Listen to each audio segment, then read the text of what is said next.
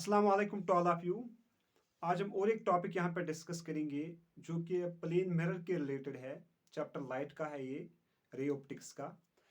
आज हम देखेंगे rotation produced in reflected ray due to the rotation of mirror. कितनी रोटेशन प्रोड्यूस हो जाएगी रिफ्लेक्टेड रे में जब हम एक मिरर को रोटेट करते हैं with an angle of theta. आज हम यहाँ पे डिस्कस करेंगे। तो पहले मैं यहाँ पे एक मिरर को ड्रा करूंगा।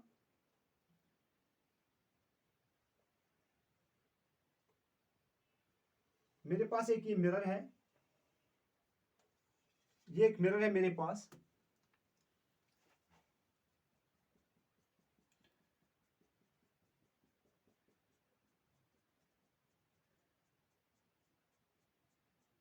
मैंने यहां पे एक प्लेन मिरर को ड्रॉ किया है। नाउ मैं यहां पे इस पे एक इंसिडेंट रे ऑफ लाइट डालूंगा। This is incident ray of light,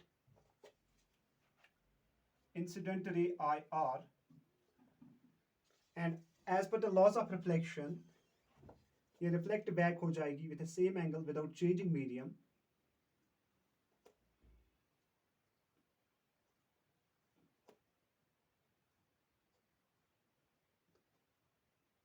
this is reflected ray, ये यहां पे रिफ्लेक्टेड रे है। This is incident ray and this is reflected ray. यहां पे मैं एक नॉर्मल को ड्रॉ करूंगा। नॉर्मल एक परपेंडिकुलर होता है at the point of incidence. ये यहां पे एक नॉर्मल एक्ट करेगा।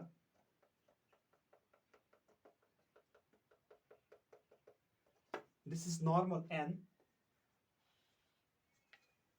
अब अगर हम देखेंगे as per the laws of reflection the angle between incident ray and normal is called angle of incidence I. This angle of incidence. Angle between reflected ray and normal is called angle of reflection, that's R. This angle of reflection. Now the question is that अगर हम इस mirror को अब rotate करेंगे with an angle of theta. अगर हम पहले देखेंगे इनिशियली जो एंगल ऑफ इंसिडेंस है दैट इज I, और जो एंगल ऑफ रिफ्लेक्शन है angle of reflection that is R। Very important. अब अगर मिरर को यहां पे रोटेट किया जाएगा, इसको मैं यहां पे रोटेट करूंगा थीटा एंगल के साथ, बट कीपिंग इन माइंड आपको इंसिडेंट रे की पोजीशन चेंज नहीं करनी है। अब मैंने इस मिरर को यहां पे रोटेट किया विथ एन एंगल थीटा।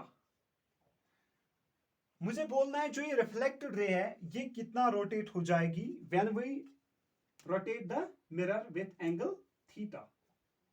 तो जो ये रिफ्लेक्टेड रे है ये कितना रोटेट हो जाएगी। जब मैं यहां पे मिरर को रोटेट करूंगा विथ एंगल थीटा तो इसका मतलब है इसके साथ जो ये नॉर्मल है ये नॉर्मल भी शिफ्ट हो जाएगा विथ थीटा। अब ये नया नॉर्मल बनेगा। This is new normal when I rotate the mirror. ये अब नया नॉर्मल बन गया, क्योंकि अगर हम देखेंगे ये पहले नॉर्मल था, दिस वाज नॉर्मल। अब अगर मिरर शिफ्ट हुआ विथ एन एंगल थीटा तो ये नॉर्मल भी इसके साथ शिफ्ट हो जाएगा विथ एंगल थीटा, क्योंकि नॉर्मल हमेशा चाहता है कि मैं पॉइंट ऑफ इंसिडेंस के परपेंडिकुलर रहूं। तो इसका मतलब है ये नॉर्मल भी शिफ्ट हो जाएगा विथ एंगल थीटा के साथ। अब जो नया एंगल ऑफ इंसिडेंस बनेगा angle of incidence, angle of incidence वो बनेगा, ये रिफ्लेक्टेड रे इंसिडेंट रे है और ये क्या है नॉर्मल। नॉर्मल और इंसिडेंट रे के दरमियान जो एंगल अब बनेगा, एक तो ये एंगल आई है between the incident ray and the first normal. अब ये नॉर्मल शिफ्ट हुआ कितना थीटा, तो जो टोटल बनेगा अब एंगल ऑफ इंसिडेंस वो कितना बनेगा आई प्लस थीटा।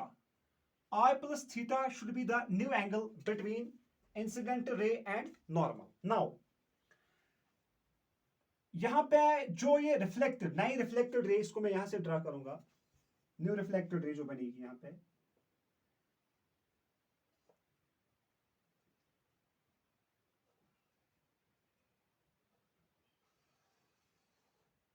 ये अब बन गई new reflected ray. This was R1 and this is R2। R2 अब क्या है, new reflected ray when I rotate the mirror. अब अगर हम देखेंगे जो इस न्यू नॉर्मल और रिफ्लेक्टेड रे के दरमियान एंगल है, वो भी क्या आना चाहिए, I प्लस थीटा। यानी angle between this new normal and the new reflected ray, ये टोटल एंगल जो है ये कितना होगा, I प्लस थीटा। ये एक्चुअली होगा R प्लस थीटा, लेकिन I is equal to R. As per the laws of reflection, angle of incidence is always equal to angle of reflection. As per the laws of reflection and as per the principle of least time or Fermat principle. तो जो new normal और new reflected ray के दरमियान जो angle बनेगा, वो भी कितना बनेगा, I प्लस थीटा। एक्चुअली ये R प्लस थीटा है, रिफ्लेक्टेड एंगल एंड थीटा जो शिफ्ट हुआ, तो ये बनेगा I plus theta, because I is equal to R। हमने यहां पे सपोज किया है जो एंगल ऑफ इंसिडेंस है वो किसके बराबर है, एंगल ऑफ रिफ्लेक्शन के बराबर। अब अगर हम देखेंगे, ये नॉर्मल है, ये रिफ्लेक्टेड रे है। नॉर्मल और रिफ्लेक्टेड रे के दरमियान जो एक टोटल एंगल है, लुक हियर दैट, ये जो पहला वाला नॉर्मल है, इस और रिफ्लेक्टेड रे के दरमियान ये वाला एंगल, ये एंगल कितना है, ये एंगल ऑफ इंसिडेंस I है। बिटवीन दिस फर्स्ट नॉर्मल, जो पहला नॉर्मल था, एंड जो पहली रिफ्लेक्टेड रे थी, इसके दरमियान जो टोटल ये एंगल है, ये कितना है, I है। और इसमें से ये वाला angle between this normal and this normal, ये कितना है, थीटा। तो जब ये टोटल होगा यहां पे I, ये है थीटा, तो ये एंगल होगा I minus theta, I minus theta. यानी इस नॉर्मल से इस रिफ्लेक्टेड रे तक जो एंगल है, पहली रिफ्लेक्टेड रे, वो कितना है, एंगल ऑफ इंसिडेंस। ये तो एंगल ऑफ इंसिडेंस हमने पहले ही कहा, angle of reflection, sorry, angle of reflection. लेकिन ये जो एंगल ऑफ रिफ्लेक्शन होगा, ये किसके बराबर होगा, यानी angle I is equal to angle R। As a result, ये total angle between this normal and this reflected ray, इसके दरमियान ये टोटल एंगल है I। लेकिन इस I में से ये वाला angle between this first normal and second normal, that is theta. और जो टोटल एंगल है इस रिफ्लेक्टेड रे और इस नॉर्मल के दरमियान, दैट्स एंगल ऑफ इंसिडेंस। अगर मुझे ये वाला एंगल निकालना है, ये कितना निकलेगा, I माइनस थीटा। क्या निकलेगा, I माइनस थीटा। गुड। अब अगर हम देखेंगे, ये जो नॉर्मल है, इस नॉर्मल और सेकंड रिफ्लेक्टेड रे के दरमियान, जो सेकंड नॉर्मल है N2 और सेकंड रिफ्लेक्टेड रे, ये टोटल एंगल N2 और R2 के दरमियान कितना है, I प्लस थीटा। अगर उसमें से यहां पे मैं उसको बनाने की कोशिश करूंगा, यहां पे ये नॉर्मल है, this is N2 normal and this is reflected रे R1 and this is reflected रे R2।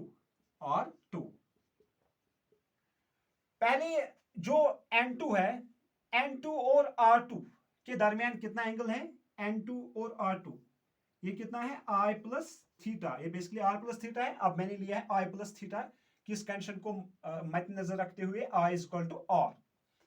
और इस नॉर्मल और इसके दरमियान क्या है, I माइनस थीटा। गुड। मुझे ये एंगल चाहिए, दिस एंगल। ये एंगल कितना होगा, ये एंगल किस में से निकलेगा, जो N2 और R2 है वो कितना है, I प्लस थीटा। इसको मैं अगर माइनस करूंगा I माइनस थीटा, तो मुझे ये एंगल निकलेगा। यानी let us suppose that this angle was x, यही एंगल मुझे निकालना है।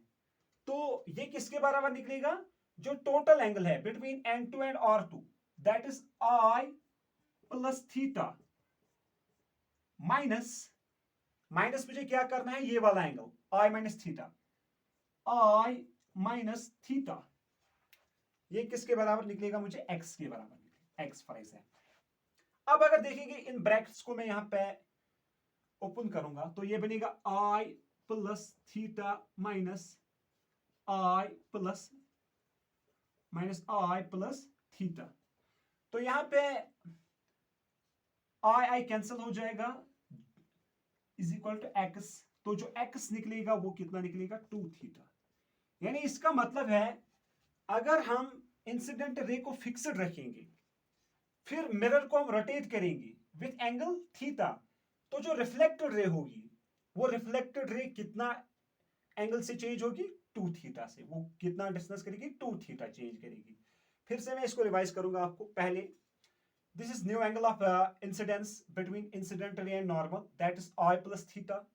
इसके बाद जो ये सेकंड नॉर्मल है और सेकंड रिफ्लेक्टेड रे है इसके दरमियान भी सेम एंगल होगा, that's I plus theta.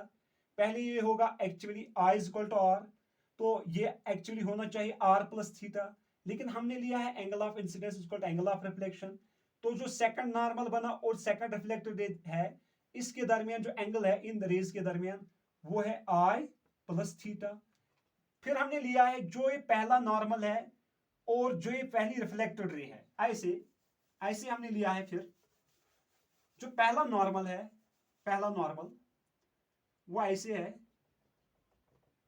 And जो यहां पे ये वाली ये रिफ्लेक्टेड रे है, फर्स्ट रिफ्लेक्टेड रे, और इसके बीच बना नया नॉर्मल,